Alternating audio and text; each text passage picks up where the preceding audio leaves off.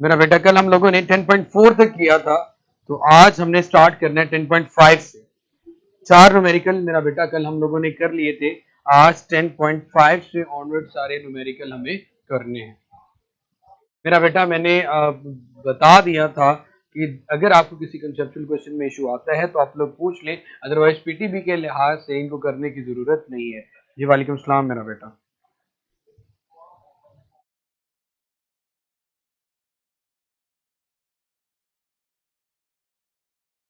Ji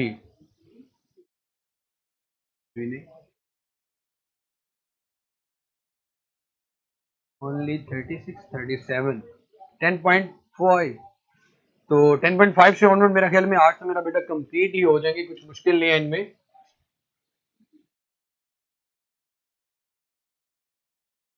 simple harmonic motion and waves chapter 10 है मेरा बेटा, न्यूमेरिकल 10.4।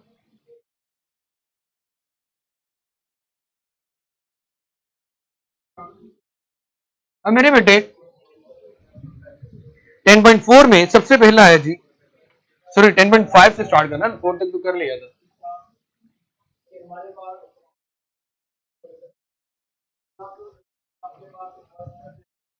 तो मेरी जान, if 100 wave, number of wave आपके पास 10.5 में 100 गिवन डेटा में, सबसे पहले जो चीज गिवन है उसको लिखते हैं नंबर ऑफ वेव, इसको एन से रिप्रेजेंट कर लेता हूं, मेरे पास 100 है, गिनती का कोई यूनिट नहीं होता। इन 20 second passes through a point of medium in 20 second time, small t मेरे पास आ गया 20 सेकेंड। उसके बाद मेरे बेटे, what is the frequency and the period of the wave, frequency calculate करें,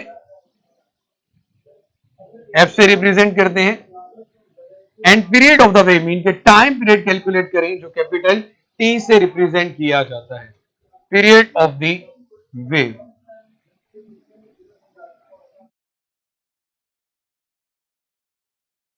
ये दो चीजें मेरा बेटा हमसे पूछी गई हैं जो हम लोगों ने कैलकुलेट करनी है। तो रिलेशन में आते हैं मेरा बेटा, सबसे पहले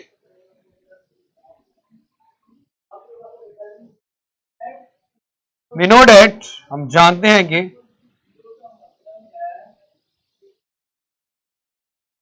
वी, यहां सबसे पहले हमें फ्रीक्वेंसी कैलकुलेट करनी है। So number of vibration in 1 second, vibrations को, number of vibration in 1 second, vibrations को जब टाइम पे डिवाइड किया जाता है तो हमारे पास फ्रीक्वेंसी आती है। नंबर ऑफ वाइब्रेशन, वाइब्रेशंस को जब टाइम पे डिवाइड किया जाता है तो हमारे पास फ्रीक्वेंसी आती है। वाइब्रेशंस को जब टाइम पे डिवाइड किया जाता है तो हमारे पास फ्रीक्वेंसी आती है। Number of vibrations divided by time, number of vibrations divided by time. हाय सदके जाओ मेरा बेटा, कल मैंने दिया था कि आप लोगों ने खुद करना है और इसका फर्स्ट टॉपिक से ही रेलिवेंट था जो कि कल हम लोगों ने न्यूमेरिकल किए थे।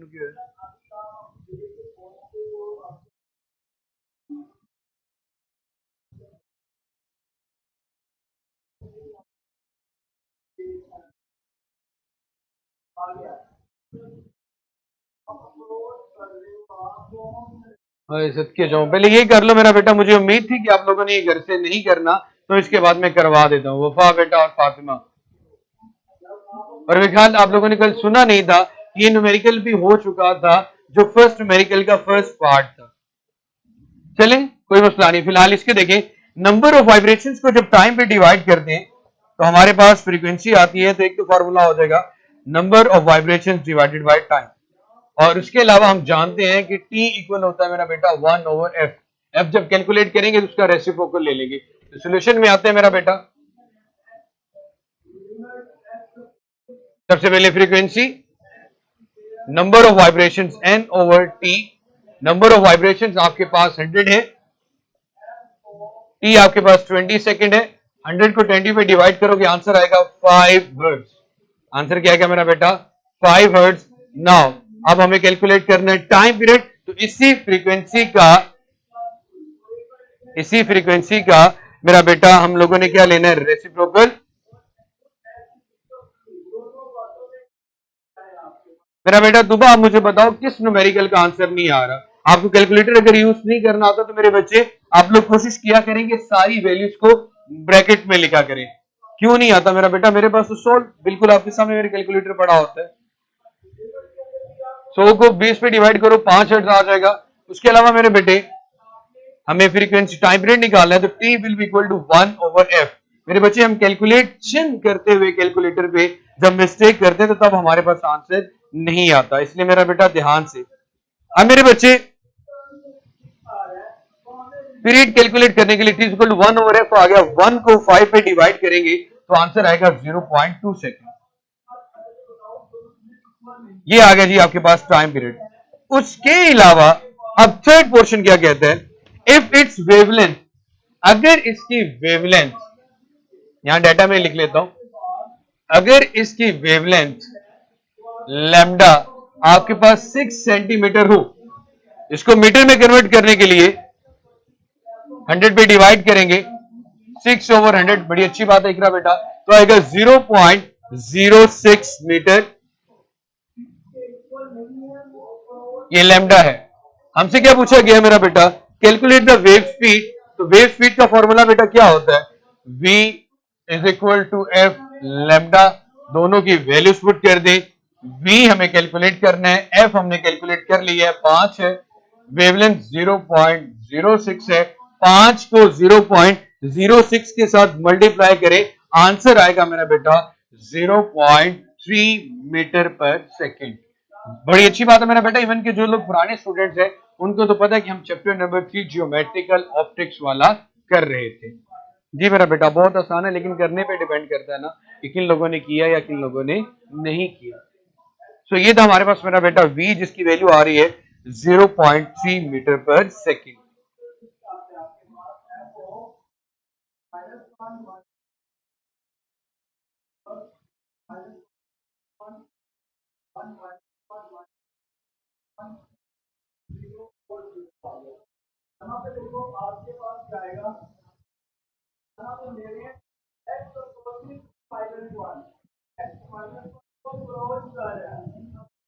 जी मेरा बेटा, नंबर ऑफ वाइब्रेशन या फिर आप बात करें नंबर ऑफ साइकिल्स,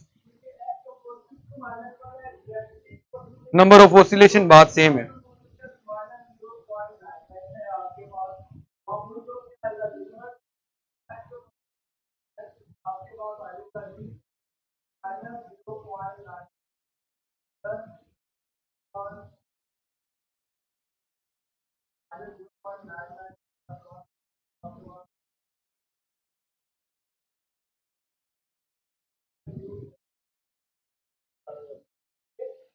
मेरा बेटा अप्रोक्सीमेट वैल्यूज जो लास्ट में होती है उनको खुद सेंस करके करना होता है। वफा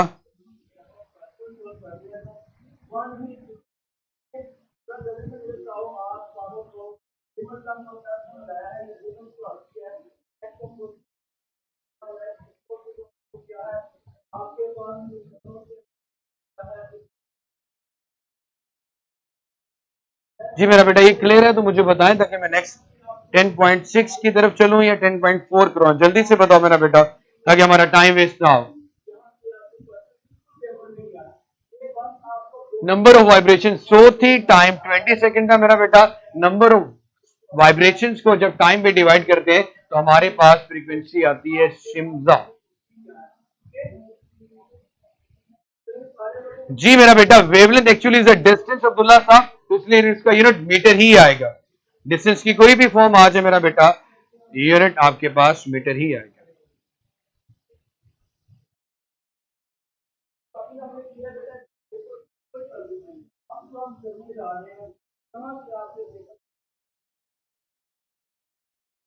टू 2.53 आएगा मेरा पुत्र।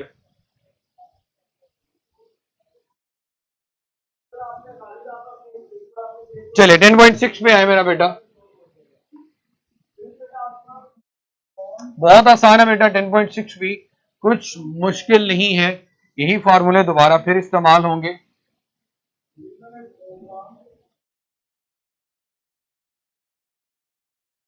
मेरे बेटे हमारे पास a wooden board vibrating into the water surface in a ripple tank has a frequency given आपके पास 12 hertz 10.6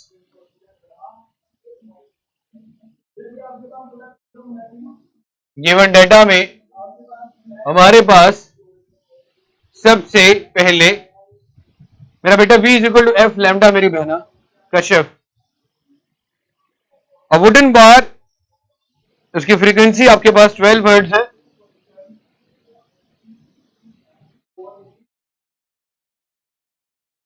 फ्रीक्वेंसी एफ आपके पास मेरे बेटे आ रही है 12 हर्ट्ज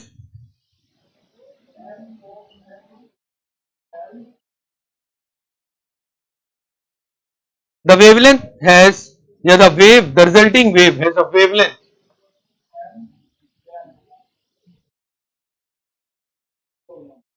लैम्डा जो कि हमारे पास 6 सेंटीमीटर है वेवलेंथ आपके पास मेरा बेटा 3 सेंटीमीटर है सेंटीमीटर को मीटर में कन्वर्ट करने के लिए 3 को 100 पे डिवाइड करेंगे तो आंसर मेरा बेटा क्या आएगा आपके पास 0.03 मीटर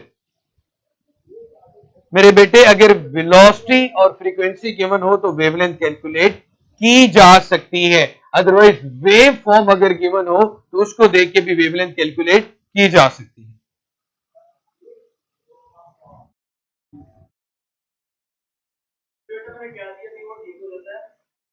तो मेरे बेटे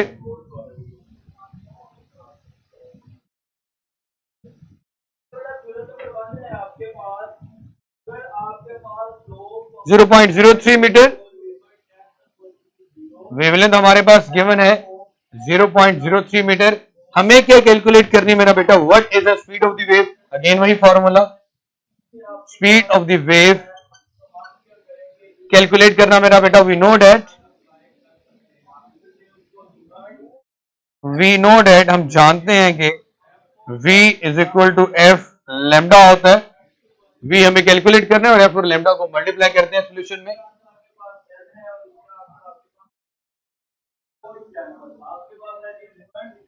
v is equal to F lambda f आपके पास है जी 12 लैम्डा आपके पास है 0.03 12 को 0.03 से मल्टीप्लाई करेंगे आंसर आएगा 0.36 मीटर पर सेकेंड लो जनाब ये भी हो गया आपका कुछ मुश्किल नहीं था मेरा बेटा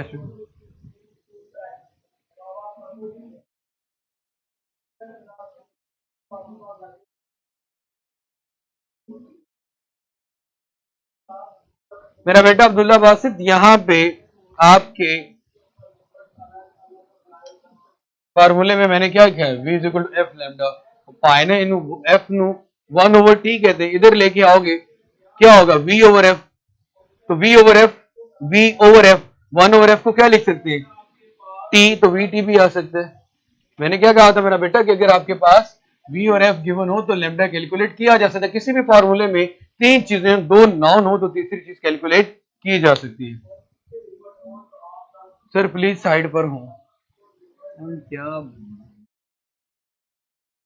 190 हर्ट्ज गिवन है and travels along the length of the spring अब मेरा बेटा जो वेव ने पूरे स्प्रिंग की लेंथ लाइक आपके पास कोई स्प्रिंग है उसकी टोटल लेंथ का मतलब हमें वेव ने कितना डिस्टेंस ट्रेवल करना है वो बताया गया है लेंथ ऑफ द स्प्रिंग बताकर हमें वेव का डिस्टेंस बताया गया है कि इतनी टोटल लेंथ उसने कवर करनी है तो मेरा बेटा याद रखिएगा लेंथ ऑफ द स्प्रिंग का मतलब हमें उसका डिस्टेंस बताया गया है लेंथ ऑफ द स्प्रिंग का मतलब कि हमें उसका डिस्टेंस बताया गया है लेंथ ऑफ द स्प्रिंग का मतलब हमें उसका डिस्टेंस बताया गया है लेंथ ऑफ द स्प्रिंग का मतलब हमें उसका डिस्टेंस बताया गया है सो डिस्टेंस उसको अगर मैं रिप्रेजेंट करूं एस से तो मेरा बेटा वो हमारे पास है 90 मीटर कितना गिवन है मेरा बेटा 90 मीटर और ये डिस्टेंस कवर किया जा रहा है कितने टाइम में 0.5 0.5 सेकंड में, 0.5 सेकंड में, 0.5 सेकंड में तीन चीजें पूछी गई हैं। ये तीन गिवन है और तीन चीजें पूछी गई हैं। Period of the wave capital T, second one speed of the wave v, and the third one wavelength of the wave lambda,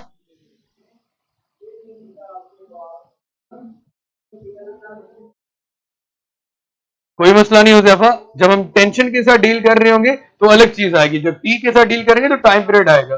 किसी जगह पे तो टेम्परेचर को भी कैपिटल टी से यूज कर लेते हैं, वो तो डिपेंड कर रहे हैं ना कौन सी टर्म्स लेकर रहे हैं। वेवलेंथ को लैम्डा से रिप्रेजेंट करते हैं। तो यहां पे मेरी जान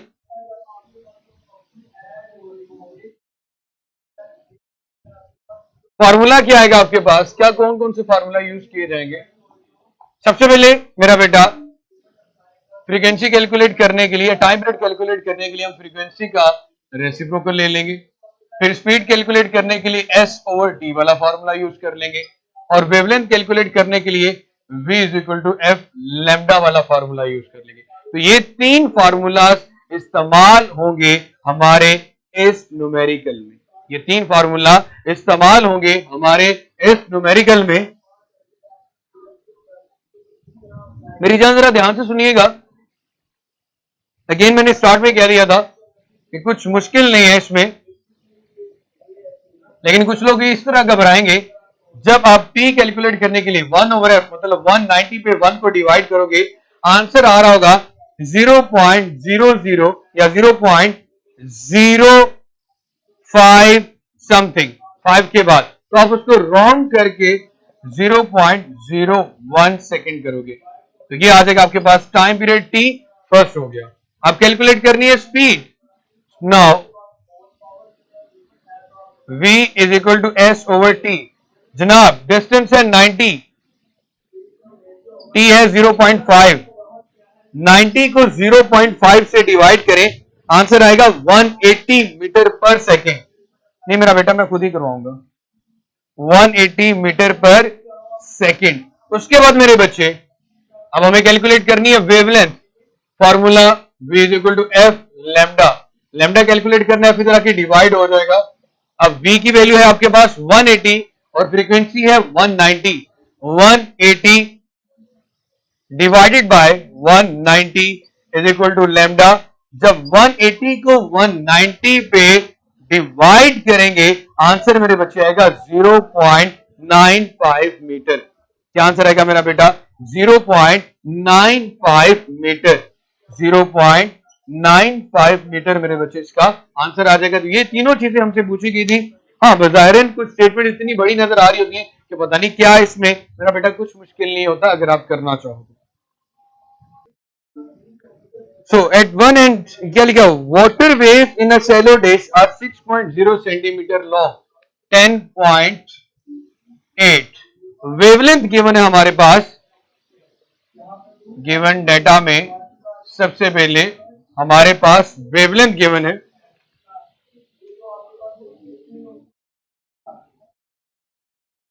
वेवलेंथ को लैम्डा से रिप्रेजेंट करते हैं 6 centimetre.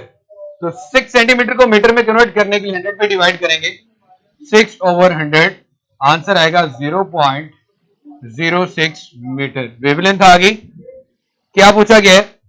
Eight one point move up and down at the rate of 4.8 oscillation. Number of oscillation 4.8 है, टाइम के साथ बताएगी 1 सेकेंड में। तो मतलब ये आपके पास क्या गिवन है मेरा बेटा?